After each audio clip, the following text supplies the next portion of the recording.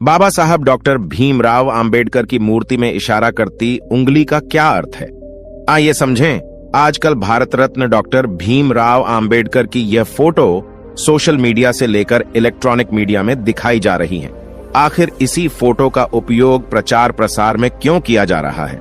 तो आइए जानते हैं इसे एक कहानी के माध्यम से।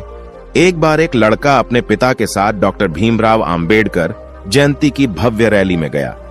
वापस घर आने पर अपने पापा से प्रश्न पूछने लगा। लड़के ने कहा, पिताजी, बाबा साहेब हमेशा सूट बूट में ही क्यों रहते थे? पिताजी ने कहा, बेटा, क्योंकि बाबा साहेब ने बचपन में ही वो कड़वी यातनाएं झेली थीं, जो आज का कोई भी व्यक्ति नहीं झेल सकता है। जब उन्हें पाठशाला में पानी पीने के लिए भी किसी सवर्ण जाति के शिक्षक अथवा चपरासी पर निर्भर रहना पड़ता था, क्योंकि कोई अछूत अपने हाथ से पानी नहीं ले सकता था। उस समय अपने देश भारत की यह स्थिति थी। बड़ौदा के महाराज गायकवाड़ ने बाबा साहब भीमराव अंबेडकर को स्कॉलरशिप देकर पढ़ने के लिए विदेश भेजा। जब वे पढ़ लिखकर भारत वापस आए, तब भी स्थिति वैसी ही थी जैसी बाबा साहब छोड़कर गए थे, क्योंकि बाबा साहब को लगता था कि देश के अछूतों को आजादी से कहीं ज्यादा समानता की आवश्यकता है। तब जाकर बाबा साहब अंबेडकर ने भारत में समाज सुधार का कार्य किया।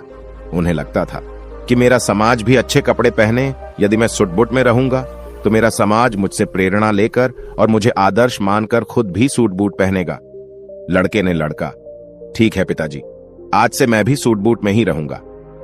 फिर लड़के ने पूछा, अच्छा पिताजी, बाबा साहब की जेब में हमेशा पेन अर्थात कमल क्यों रहता था? इस पर लड़के के पिताजी ने कहा, बहुत अच्छा प्रश्न पूछा बेटा। कलम होने का मतलब है शिक्षित होना ही सबसे जरूरी काम है। अरे वो सिर्फ कलम नहीं है, बल्कि पीड़ितों, शोषित लोगों को गुलामी से मुक्त करने की वह आधुनिक तलवार है। उसी कलम से बाबा साहेब ने आगे चलकर भारतीय संविधान लिखा। लड़के ने लड़का, पिताजी, मैं भी आज से अपनी जेब में कलम लगाऊंगा और खूब पढ़ाई करूंगा। लड़का आगे अपने पिताजी से कहता है कि पिताजी, मैं आपसे आखिरी प्रश्न पूछ रहा हूं। बाबा साहब उंगली का इशारा क्यों करते थे? आखिर इसकी क्या वजह थी और उनके हाथ में कौन सी किताब है? पिताजी ने कहा, बहुत अच्छा बेटा, बहुत सटीक और तर्कपूर्ण प्रश्न पूछा है आपने। बेटा, उनके हाथ में जो किताब है उसका नाम है भारतीय संविधान है। इस संविधान से भारत देश चलता है और यह संविधान बाबा साहब अंबेडकर ने बनाया है।